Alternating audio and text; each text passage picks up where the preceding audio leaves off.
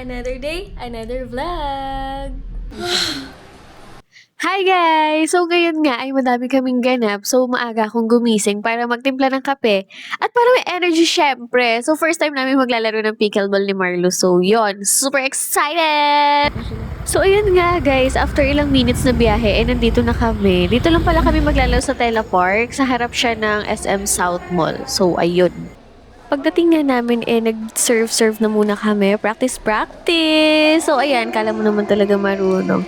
Kalaro ko yung ibang mga couple ladies dito. And eto, sila Vic tsaka si Nadine. Alam ko, naglalaro na talaga tong dalawang to eh.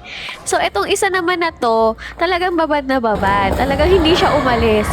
Frustrate pa siya oh. Kala mo naman talaga. Then, after nga nun, pictorial na. Syempre, uwian na. After nga nun, dito kami sa silang nagstay for overnight. Ito yung Kabala Place and ito yung pinakasikat sa kanila, yung Mexican house. Pero hindi kami dyan nagstay kasi malaki siya. So, dalawa lang naman kami and ayun. Medyo maulan nga nung dumating kami dito kaya sobrang lamig and sabi nga nila malamig din daw yung tubig. Kaya nagdadalawang isip kami kung maliligo ba kami today or bukas na lang. Kasi umuulan-ulan nga sis.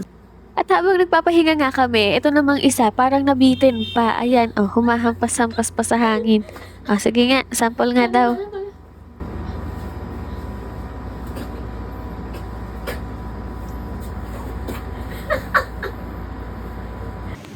So pagdating nga ng gabi, naisip namin na sige na, maliligo na lang kami dahil sayang naman yung pinunta namin dito.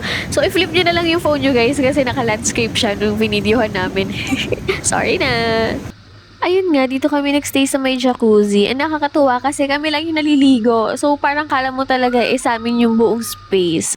And pagdating nga ng umaga, may free breakfast kami. So, ayun, nag-aantay kami. Kasi parang ang aga namin gumising. Mga excited ang mga first son. Uy, ang pogi naman yan. And ito nga yung almusal namin, guys. So, ayan. Natuwa naman ako kasi corned beef ang almusal ko. So, after nga namin kumain ay naglakad-lakad muna kami para magpababa ng kinain. And ang lawak pala nitong place. Sobrang nakakatuwa kasi ang dami nilang mga fish, tsaka mga turtles, ganun. So, ayan, napagod na ako. Pero malapit na kami sa pool nito. So, ayun, dun kami tatambay para maya-maya maliligo na lang kami. At ito na nga ang moment of truth. Ang lamig ng tubig, guys. Pero okay lang kasi nakaka-refresh naman din talaga siya. So, ayun, nauna na si Marlo magpalangoy-langoy doon. And, ayan, syempre, check muna natin kasi baka mamaya lagpas naman sa akin. So, ayun, kaya naman. Pero sabi ni Marlo, tumingkayad na nga lang daw ako.